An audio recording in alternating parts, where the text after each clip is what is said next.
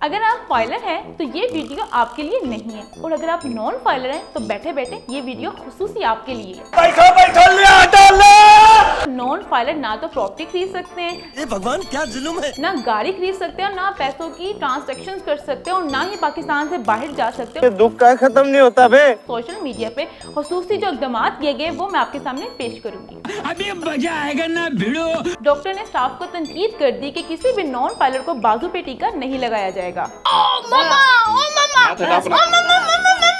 Non filer से बार बार पूछा जाएगा कि आप इंसान हैं या नॉन फाइलर। मुझे घर जाना है। गर्मी में नहर में नहाने वाले नॉन फाइलर्स को तरबूज महंगा दिया जाएगा। क्या इतना बुरा हूँ मैं। नॉन फाइलर को पूरी के साथ हलवा नहीं मिलेगा। हमको मारो, हमको जिंदा मत छोड़ो सालो। नॉन फाइलर की निकाह के बाद 3 महीने तक रुखसती रोकने की तजवीज। गजब बेइज्जती है। नॉन फाइलर्स रिश्तेदारों को सिर्फ ओजरी देने की इजाजत होगी। मारो मुझे, मारो मारो मुझे, मारो। नॉन फाइलर को ईद का गोश्त फ्रिज में जमा करने की इजाजत ही नहीं है। अम्मा बहन पे आ जाऊंगा मैं इनकी। अगर नॉन फाइलर कुछ अरसे तक अपने आप को फाइलर नहीं करवाता तो उसे देखते साथ ही गोली मार देने का हुक्म है।